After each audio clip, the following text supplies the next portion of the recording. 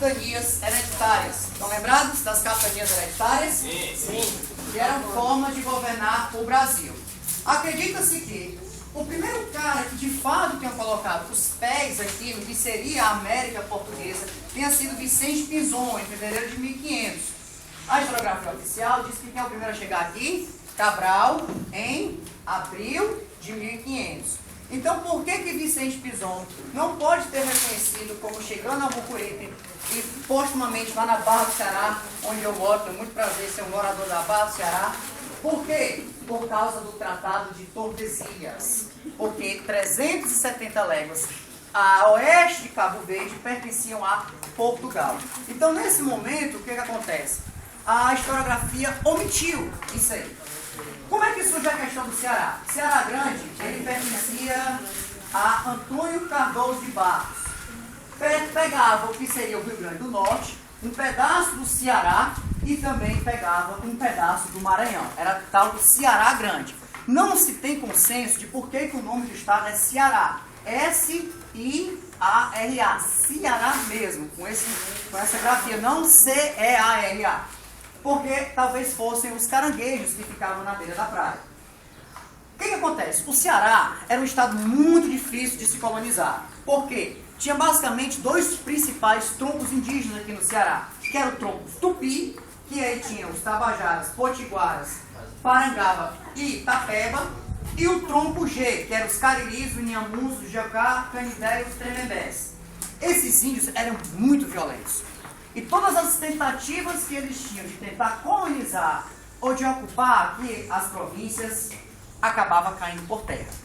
Tanto que a província, a capitania hereditária do Ceará foi literalmente abandonada. Quem é que ocupa primeiramente a capitania do Ceará? São os franceses em 1590. Esses são os primeiros que vão de fato ocupar aqui. E aonde? Lá na Ibiapaba, porque tinha até hoje nessa superstição de que as minas lá de Ibiapaba tinham prata. Ok? Mas o Ceará fica abandonado. Quando é que de fato começa a colonização do estado do Ceará? Não é que não é estado, ainda tem que usar a expressão capitania, ok? Qual a palavra na época, professor? Capitania. 1603, Pero Coelho de Souza vai lá na Barra do Ceará, no Rio Ceará, fundar uma pequena vila militar chamada São Tiago. Os índios não gostam, desce a lenda no pobre velho do Pero Coelho, e o forte fica abandonado. Quando é que vai voltar de novo? Somente em 1612, Martins Soares Moreno, lembram lá o Martins Soares Moreno? O marido da Iracema? Esse mesmo, essa figura emblemática, Martins Soares Moreno, vai refazer o antigo forte de Santiago e vai rebatizá-lo com o nome de São Sebastião. Ok? Só que é muito complicado ainda. Os índios são muito hostis aqui no estado do Ceará. E ninguém consegue colonizar o estado do Ceará. O que vai acontecer? Os holandeses, tinham invadido a Bahia já em 1634. E assim que eles invadem a Bahia, decidem fazer uma expedição militar aqui para a capitania do Ceará Grande. E vão tomar o quê? Vão tomar o Forte São Sebastião. Esses caras que tomam o Forte de São Sebastião são holandeses que foram trazidos por índios nativos da Barra do Ceará, os Tapebas, e ajudaram a expulsar os portugueses. O que o tenente John Hans vai fazer? Ele não quer ficar na Barra do Ceará, ele vai pegar o forte que existia, a estrutura militar que existia, e vai levar para as margens do rio Pajeú, que atualmente é a tal da 10ª região militar, onde é o centro da cidade. Vocês devem saber, não é isso? E lá vai fazer o Forte Schinenborg, que quer dizer Forte Redondo. O que acontece? A Holanda entra em um acordo com Portugal e decide abandonar. E aí, em 1654, Álvaro Barreto vai rebatizar o forte como Forte Nossa Senhora da Assunção. Até aí, o Ceará ainda não era um estado colonizado. A única coisa que existia era uma vila militar, uma pequena vila militar, onde é hoje Fortaleza.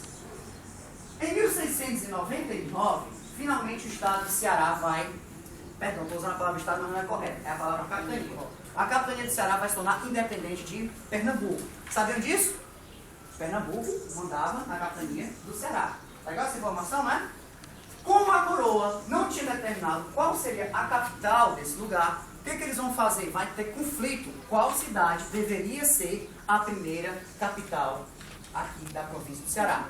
Qual é a cidade que toma essa frente? Aqui onde nós estamos, Aquiraz. Por isso o motivo de tudo isso, de trazer vocês até aqui. Aquiraz toma a frente e vai ser a primeira capital do Ceará. O que acontece? Havia uma forte concorrência com relação à Fortaleza. É curioso perceber que aqui, principalmente aqui, onde nós estamos especificamente aqui nesse lugar, alimentava uma riqueza que era a tal das charqueadas. Sabem o que é charqueadas?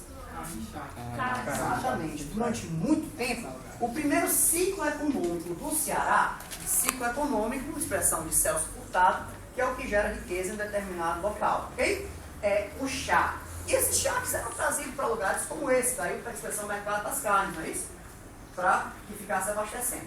E Fortaleza tinha qual riqueza? Tecnicamente, nenhuma. Fortaleza não tem nenhuma riqueza mineral ou mesmo vegetal. Fortaleza não tem. Havia uma questão política, uma vontade, principalmente dos bispos da época, de trazer essa capital para Fortaleza.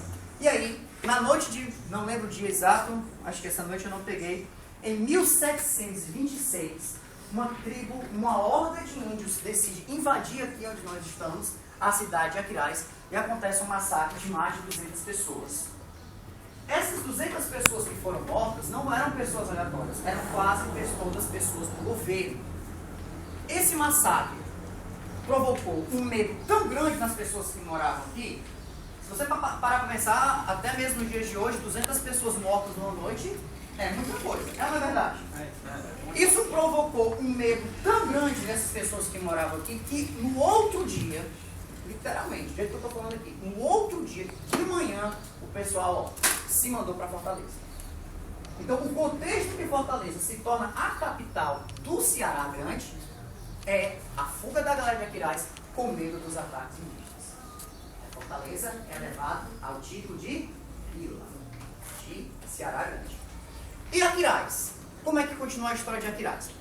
Em 1727, um ano depois disso, esse ataque indígena teve algum suposto apoio da Igreja Católica, né? Instigou, né? Vai. Porque para a Igreja Católica era mais interessante que a capital fosse em Fortaleza e não aqui. Teve algum nome específico para esse ataque? Não saberia te dizer. Especificamente, não. O que acontece? Vai acontecer com Aquiraz. Em 1727, querendo colonizar esses índios bravos que tinha aqui, vai vir para cá quem? Quem sabe? Jesuíta. Quem falou jesuítas? Muito bem, Débora Ismani. Vai vir os jesuítas. É o começo da história dos jesuítas no Brasil? Não. Os jesuítas vêm para o Brasil junto com um camarada chamado Tomé de Souza, em 1549, junto com o padre Manuel da Nóbrega, com a função muito específica de quê? Colonizar o Brasil através da evangelização dos índios. E aí tem uma questão muito interessante, prestem atenção no que eu vou ensinar para vocês agora.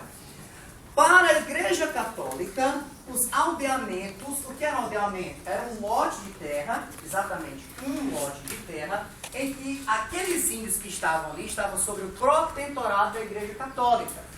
Aqueles aldeamentos eram uma forma de garantir o poder e a presença da Igreja Católica nessas novas terras. Mas, para os senhores, era uma forma de ter sempre índios fáceis para que pudessem ser aprisionados e escravizados. Os jesuítas começam a sua campanha de evangelização do Ceará Grande em 1695 com a Ibiapaba. Em 1713, Aquiraz já era vila e finalmente vai chegar o momento em que eles vão chegar aqui. Como é que os jesuítas chegam aqui? A primeira coisa que eles vão fazer é um hospício. Hospício a gente pensa que é lugar onde fica doido, não é isso? Mas na verdade, nos 700, né, que era na década dos anos 1700 e pouco, hospício era um lugar onde as pessoas iam descansar, vem de hospedagem, por isso hospício, de hospedar. E os padres ficavam ocupando lá. O que te implicava com os jesuítas? Os jesuítas aqui construíram uma coisa muito interessante, eles construíram um verdadeiro colégio. E aqui os jesuítas foram os primeiros padres, foram os primeiros professores do Brasil. O que aconteceu? Quando foi em 1759, um camarada chamado Marquês de Pombal simplesmente decidiu expulsar os jesuítas. E aí, onde é que foi anunciada essa expulsão? Oficialmente na capitania do Ceará, lá na igreja matriz, onde a gente bateu uma foto lá. Foi uma carreira de jesuíta para tudo que é lado. Era jesuíta fugindo para tudo que era. Diz, reza a lenda, até que a gente vai conhecer o monumento lá. E os jesuítas, quando foram embora, rogaram a praga. Que havia uma onda que iria destruir Aquiraz, 7 palmos acima do pináculo da igreja. Né? Espero que não seja hoje, né? Depois das 5 pode vir. E também, e dizia-se que nas pressas os jesuítas não podiam carregar as riquezas e também enterravam as suas botijas de ouro e os seus terrenos, né, as suas riquezas, né, lá onde a gente vai daqui a pouco. É por isso que eu trouxe alguns passos, né, para de repente a gente vai que a gente encontra esse tesouro. O que foi que aconteceu depois disso? Vamos agora continuar avançando aqui sobre a história do Ceará. O Ceará é um dos estados mais rebeldes aqui. E a história do Ceará vai ser continuada marcada ainda pela crise do chá. Quando chega em 1817, o Ceará vai ter uma participação na chamada Insurreição Pernambucana. Já ouviram falar? Sim. Eles queriam fazer uma república aqui. Não dá muito certo. Foi até falado, acho que pelo Léo ou pela primeira monitora lá na Casa de Alencar. A Cristão Gonçalves, né? A Bárbara de Alencar, Marquinhos de Alencar. Todos esses caras participaram. Não deu certo. Depois que a vira império, somente vai deixar de ser capitania e passar a chamar de província, pessoal, somente em 1821.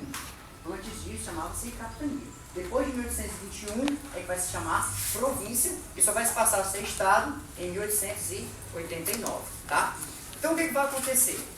Em 1824, Dom Pedro vai receber um novo golpe com relação ao novo governo dele, que é a tal da Confederação do Equador. Já ouviram falar? Sim. Confederação do Equador, Paraíba, Pernambuco, Rio Grande do Norte, Ceará, Estados Unidos, para fundar um novo país chamado Confederação do Equador. Talvez vocês não saibam, mas na época que foi dado o golpe, digamos assim, o golpe de Estado, teve gente que foi realmente às ruas comemorar que esse novo lugar já não se fazia mais parte do Brasil. Já era um novo país chamado Confederação do Equador. Se isso tivesse dado certo, hoje certamente nós não poderíamos transitar para São Paulo, para o Rio, né? Porque não faremos parte do Brasil. Como foi que Dom Pedro conseguiu acabar com isso? Da mesma forma que ele fez com todos os outros movimentos imperiais ou regenciais, sufocando, matando e dizimando a população. O que vai acontecer? Avançando mais um pouco. Quando tem a guerra de secessão dos Estados Unidos, na década de 1860, vai ter não é nem um boom, a historiografia é exagerada, é só um, né? Né? Do algodão. O que é esse do algodão? Os Estados Unidos precisavam de algodão, e como eles estavam em guerra, né? As colônias do norte contra a colônia do sul, lembram lá? Abraham Lincoln, vamos acabar com a escravidão aqui e tal. Começaram a comprar muito algodão aqui do estado do Ceará. É o primeiro momento que o estado do Ceará vai ter, de fato, algum desenvolvimento econômico. E aí, nesse contexto, que vão ser construídas as primeiras ferrovias do estado do Ceará. Como, por exemplo, a de Baturité. Essas ferrovias sempre convergiam para um só lugar. Qual é? Tudo bem. Deixa eu errar, né? Convergiam sempre para Fortaleza. Fortaleza é império. Fortaleza não tem recursos naturais. Fortaleza sempre viveu do comércio. Todo mundo está aprendendo essa? Fortaleza sempre viveu do comércio, que ainda hoje é isso. Fortaleza, fantástico, que vive do comércio. Avançando. Em 1877 até 1879, teve a famosa primeira grande seca. Essa seca foi tão violenta de um jeito que a questão das charqueadas, lembra lá? Qual o primeiro ciclo econômico do estado do Ceará? Chá. Segundo ciclo econômico do estado do Ceará, algodão. O charque vai acabar porque simplesmente os gados vão se acabar. A crise é tão grande, para vocês terem ideia, que mais de 85% da população cearense foge para a Amazônia. É tão violenta de um jeito que não tinha mais gado no estado do Ceará. E onde é que vai passar a ser o novo eixo econômico do Chá? O Rio Grande do Sul, que é até hoje. Foi nesse momento que tem essa mudança. E por que o charque era tão importante? Por uma questão muito simples. Eu sou fazendeiro, tenho meus 200 escravos. Você acha que ele vai comer o quê? Leite com pera, meu charque? Vai comer carne de charque. Então, o próprio Império comprava carne de charque para revender. Para vocês terem ideia como tinha muito valor. Essa crise acabou com o estado do Ceará. E a galera fugiu para a Amazônia. É nesse momento também que vai ter a famosa frase de Dom Pedro II, que é: eu prometo que nem que tenha que vender a última pérola da minha coroa, mas eu acabo com a seita no Ceará. E vai se criar o primeiro açude, que é o Cedro, em Quixadá, né? E certamente vai ser a nossa próxima aula de campo lá em outra oportunidade. Em 1 de janeiro de 1883 vai acontecer uma coisa muito interessante, quem sabe? Por que o Ceará é conhecido como Terra da Luz? Qual é o primeiro para cá? Quem sabe? Por que o Ceará é a Terra da Luz? Não. Foi a primeira questão dos escravos. Eu já vi essa questão caindo, hein? Na UES, no simulado que a gente vai fazer, tem essa questão dos escravos. Por causa da abolição, né?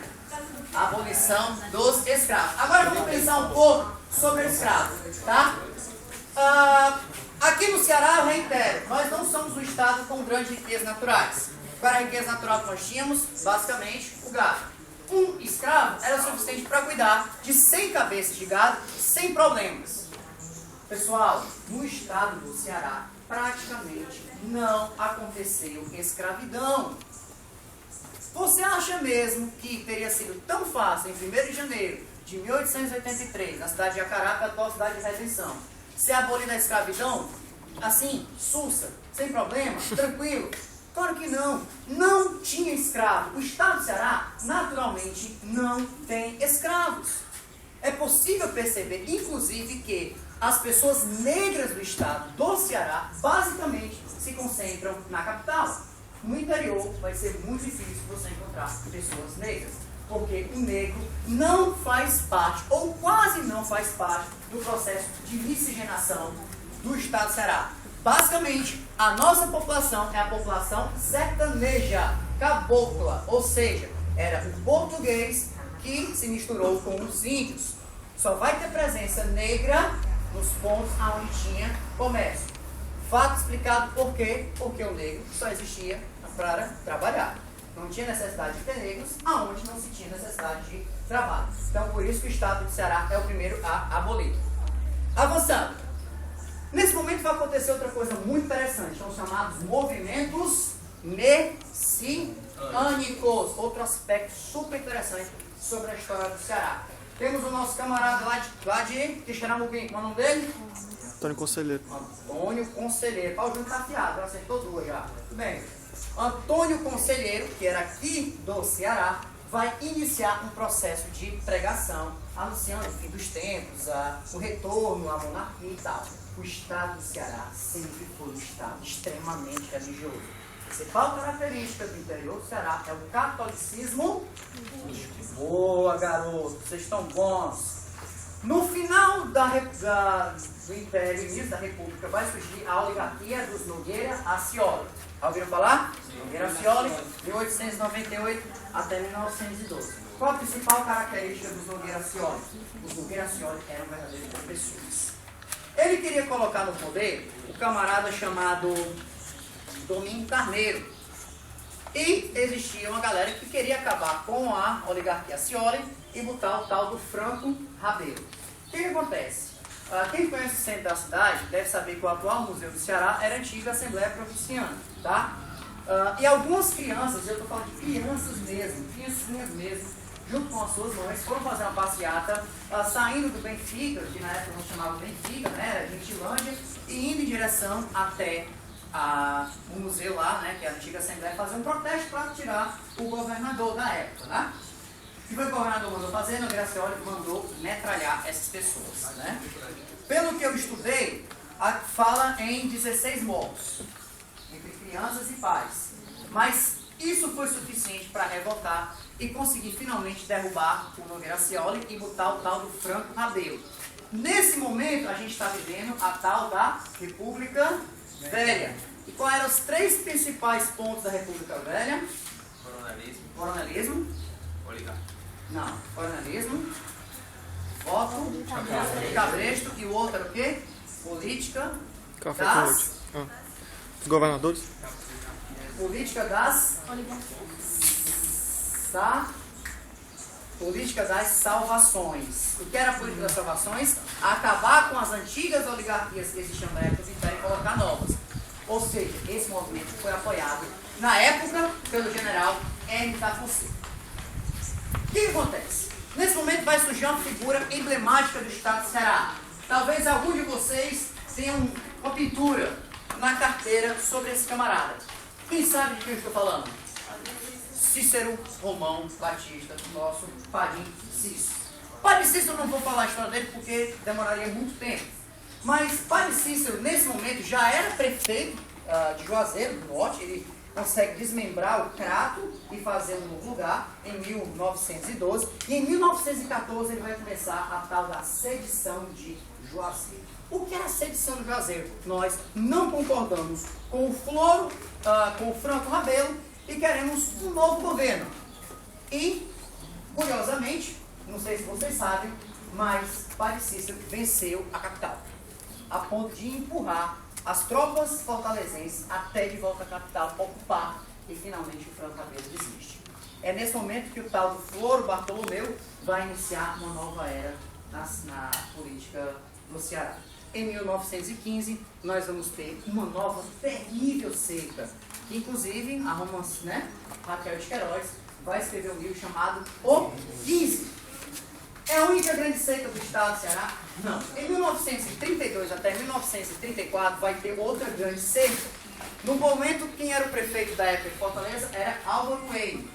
Álvaro Weyne recebia tanto imigrante, acredita-se que na época, só para vocês terem uma ideia, era da ordem de 300 mil pessoas. Pra vocês terem ideia, a Fortaleza tinha 180 mil, recebeu 300 mil, mais do que quase o dobro da população. O que Álvaro Weyne fez? Onde é que eu vou botar essas pessoas? Eu vou colocar essas pessoas nos campos de concentração. Então nós temos 2 campos de concentração em Fortaleza. Um é o Pirambu e o outro era o que ficava ali onde era o Jacarecanga. Avançando.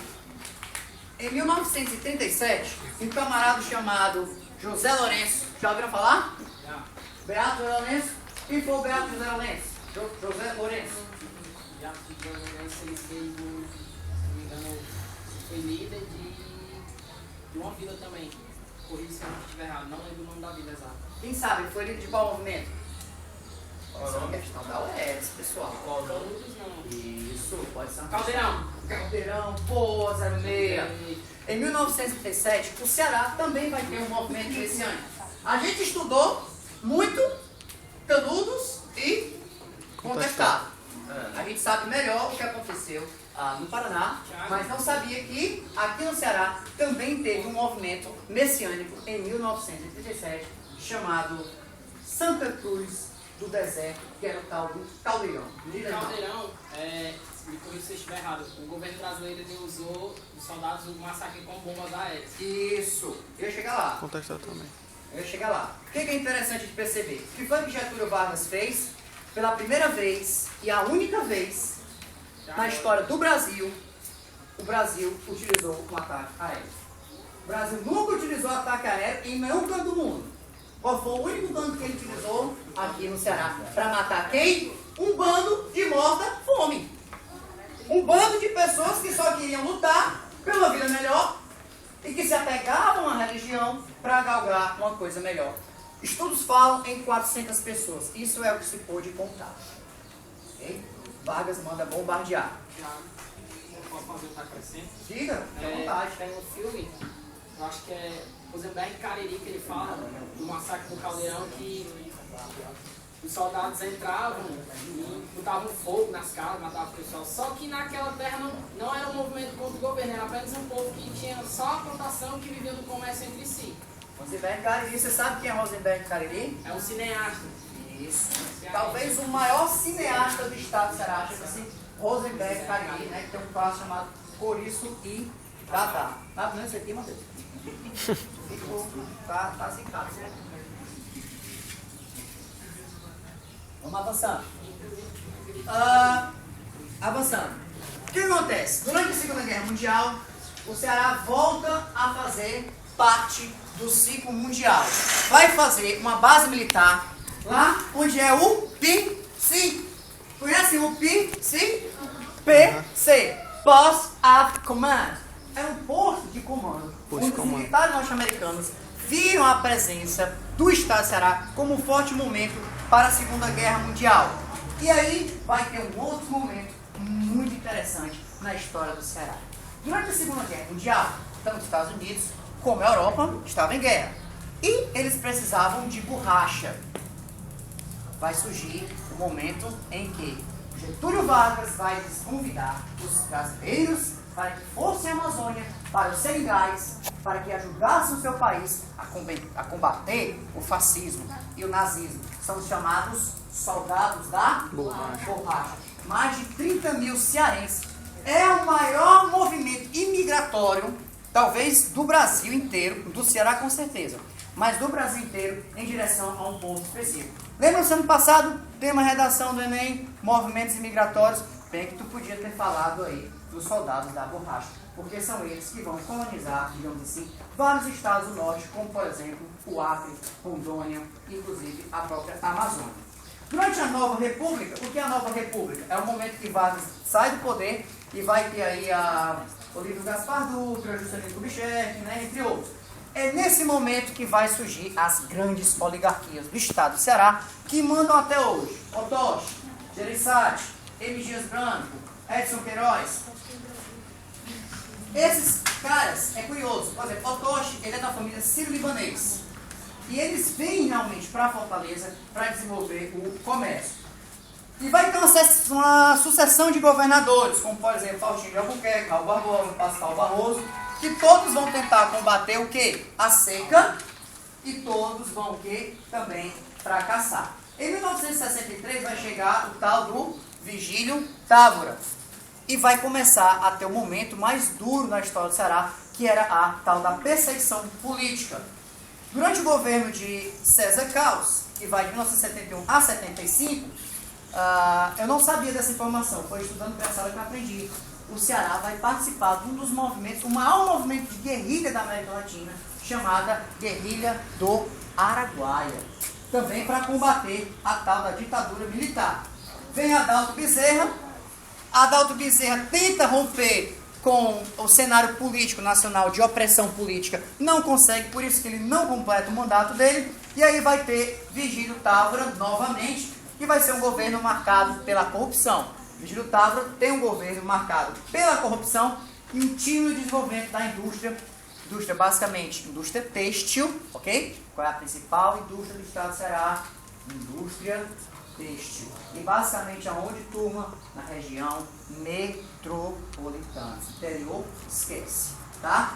Vai vir Gonzaga Mota e aí vai ter, de fato, o rompimento com as antigas oligarquias que existiam no estado do Ceará e vai surgir uma nova oligarquia, que é a oligarquia dos Gereissati, tá? Gereissati vão ficar de 83 até 2006, né? Sim, 2006, que é como Celeste Cid Gomes, ok? Como é que o governo Tasso Gereissati se classifica? O Tasso Gereissati classifica como o governo das mudanças. De fato, não houve grandes mudanças, mas ele dizia que o governo dele era das grandes mudanças, que era a política do neoliberalismo. O que é o neoliberalismo? É o achatamento da máquina pública em troca do investimento. Ou seja, é o tal do Estado mínimo. O Estado tem que gastar o mínimo possível com educação, o mínimo possível com saúde, o mínimo possível com transporte, para que assim a gente consiga sobreviver. É justamente por essa visão neoliberal que hoje nós estamos no Estado sucateado. Ok? É esse cara que vai surgir com essa aí. Avançando e vamos concluir. Quem vai suceder a máquina pública? São os Ferreira Gomes, né?